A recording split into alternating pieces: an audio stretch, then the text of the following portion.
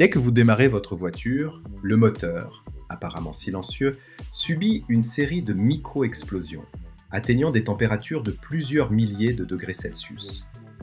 Comment cela se produit-il?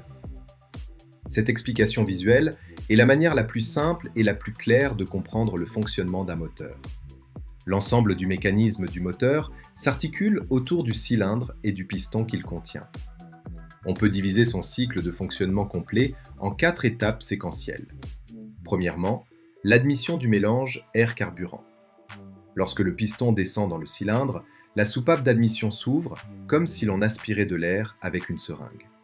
Ce processus aspire de l'air frais dans le cylindre, tandis que les injecteurs de carburant, contrôlés par ordinateur, pulvérisent avec précision le carburant sous forme de fines brumes initialement mélangées à l'air. Deuxièmement, la compression du mélange air-carburant. Lorsque le piston remonte, les soupapes d'admission et d'échappement se ferment. Cette étape est comparable à la compression d'une seringue, réduisant continuellement le volume du cylindre et comprimant le mélange air-carburant. Ce processus augmente considérablement la densité et la température du mélange, le préparant à l'étape suivante, cruciale, une combustion efficace. Troisièmement, la combustion et la production d'énergie.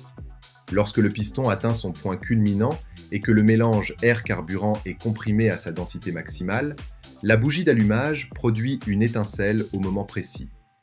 Le mélange comprimé à haute température s'enflamme instantanément, produisant une puissante explosion et générant des gaz à haute température et haute pression.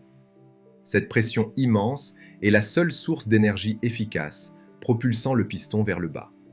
La quatrième étape est l'échappement. Le piston, par inertie, remonte.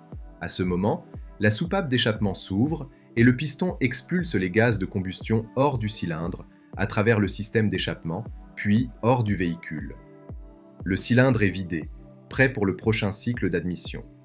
Ainsi, le cycle d'admission, de compression, de production d'énergie et d'échappement est complet. Votre voiture peut fonctionner en continu car les multiples cylindres du moteur effectuent ces 4 étapes de manière continue et alternée. Mais les lecteurs attentifs remarqueront que seul le troisième temps produit de l'énergie. D'où provient l'énergie nécessaire au mouvement du piston lors des 3 autres temps? Le secret réside dans la coordination séquentielle de plusieurs cylindres. Prenons l'exemple du moteur à 4 cylindres, très répandu dans les voitures particulières. Les 4 pistons ne s'allument pas simultanément, mais successivement, généralement le premier, puis le troisième, puis le quatrième, puis le deuxième, à l'image d'une équipe d'aviron, chaque rame contribuant à la propulsion régulière du bateau. Le vilebrequin est conçu avec cette forme torsadée précisément pour coordonner cette séquence d'allumage. Maintenant que vous comprenez le fonctionnement d'un moteur, essayez de construire un moteur à 4 cylindres simple. Abonnez-vous à la chaîne Automobile pour rester informé des dernières actualités.